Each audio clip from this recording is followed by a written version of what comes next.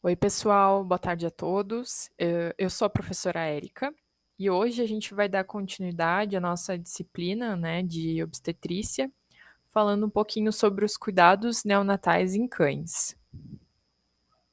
O período neonatal em cães corresponde às 2 primeiras semanas de vida, período no qual se observa uma elevada taxa de mortalidade. Para a redução destas altas perdas reportadas na espécie, a assistência veterinária para a cadela parturiente, assim como a assistência neonatal precoce, são condutas muito importantes. As principais características que tornam os neonatos mais vulneráveis às enfermidades e ao óbito estão relacionadas à termorregulação deficiente, ao risco de desidratação e ao risco de hipoglicemia, que é a tríade neonatal, além da imaturidade imunológica. Desse modo, as principais causas de morte neonatal estão relacionadas à hipóxia ao nascimento, à hipotermia, à hipoglicemia, desidratação e a infecções.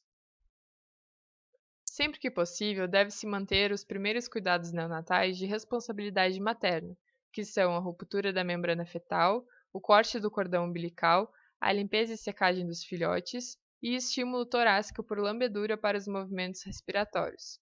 Porém, caso haja negligência, inexperiência materna ou no parto cirúrgico, que é a cesariana, é necessário a interferência externa. Os cuidados imediatos após o nascimento devem incluir a limpeza e desobstrução das vias aéreas, a fricção do tórax para estimular a respiração, a secagem do filhote e o posicionamento de forma segura em plano horizontal.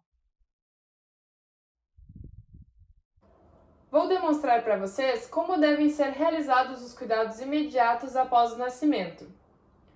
Deve ser feita a limpeza e desobstrução das vias aéreas, são as narinas e a boca, com auxílio de uma compressa limpa e seca. Também deve ser feita a fricção do tórax para estimular a respiração. Além disso, a gente deve secar o filhote, sendo isso muito importante na prevenção da hipotermia. E também o recém-nascido, ele deve ser posicionado de forma segura em plano horizontal ou mantido apoiado sobre a palma da mão, sempre fixando a cabeça com os dedos para evitar a movimentação craniana de forma brusca. Sobre o atendimento clínico do neonato. É realizada uma anamnese, que consiste em coletar informações para uma avaliação completa do quadro. Informações como o tamanho da ninhada, a idade, condição corporal, alimentação, vacina e vermifugação da mãe, tamanho e aparência dos filhotes em relação à ninhada, local onde fica alojado, a frequência da alimentação, o acesso às mamas e também anotar sobre o comportamento de cada filhote e o modo como interagem com os irmãos, com outros animais e também com as pessoas. A gente inicia o exame físico pela região da cabeça. A gente avalia os olhos, o nariz, a boca, os ouvidos e a estrutura craniana como um todo, em busca de deformidades, obstruções, secreções. Em seguida, a gente vai avaliar os membros, os anteriores e os posteriores, também em busca de alguma deformidade, avalia o número de dedos, número de unhas e também faz o reflexo neurológico.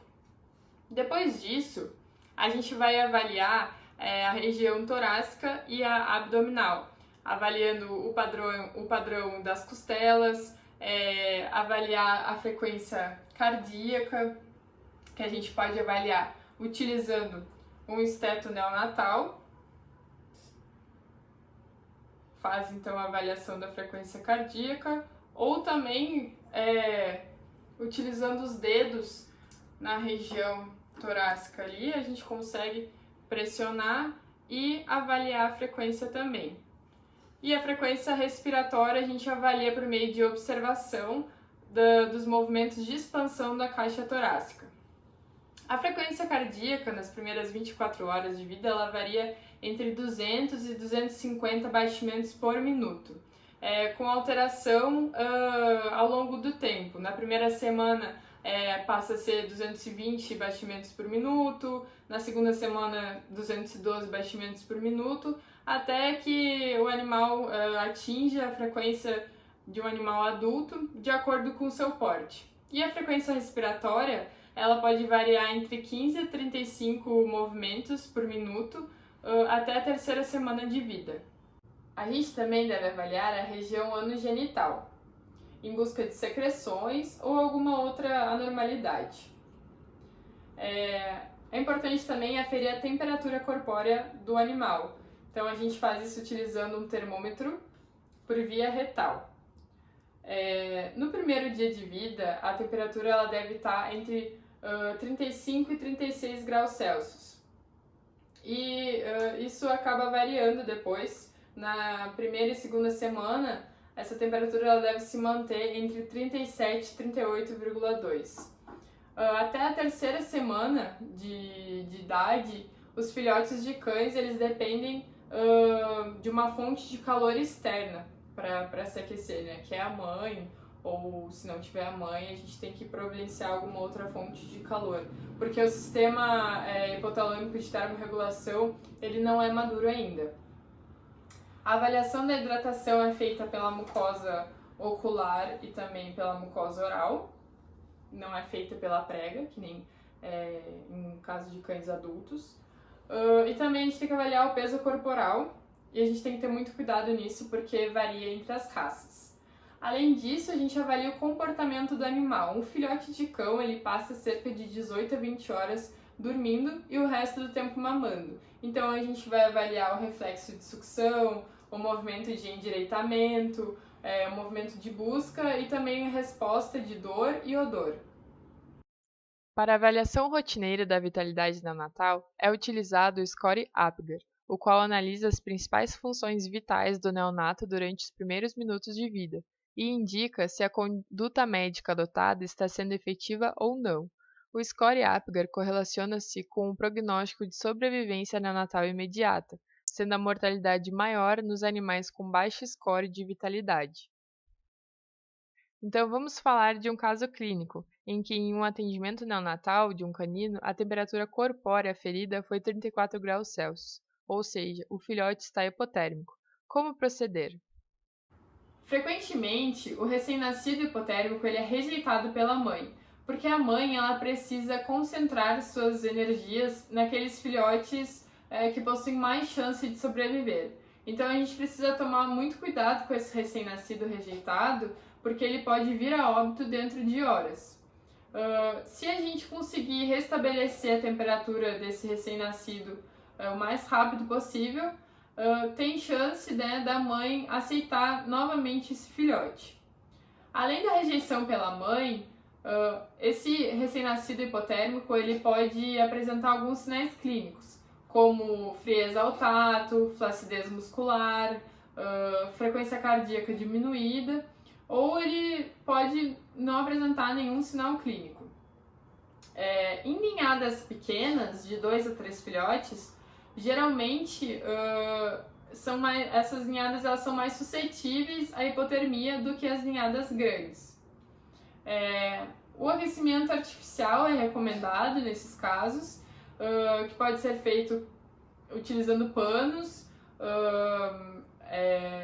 lâmpada, né, de aquecimento, bolsa térmica, essas luvas também com água quente. A gente pode usar tudo isso na tentativa de aquecer esse animal.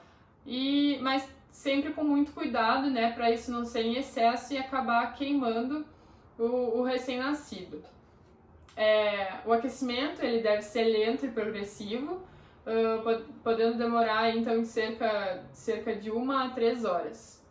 Além disso, a amamentação ela é muito importante para a manutenção da temperatura corporal dos recém-nascidos, porque isso vai manter o filhote perto da mãe e também porque o leite materno ele apresenta temperatura de 3 a 4 graus Celsius superior à temperatura corporal do filhote, né, do recém-nascido, e acaba aquecendo eles.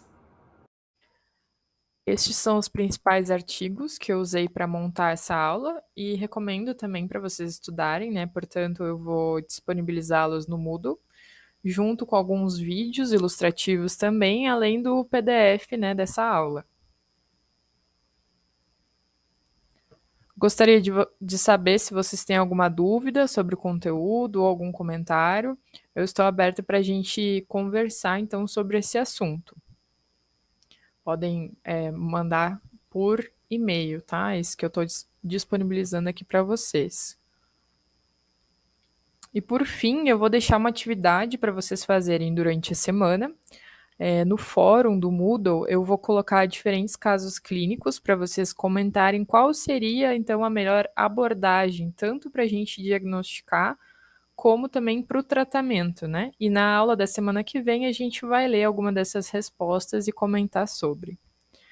É isso, então, pessoal.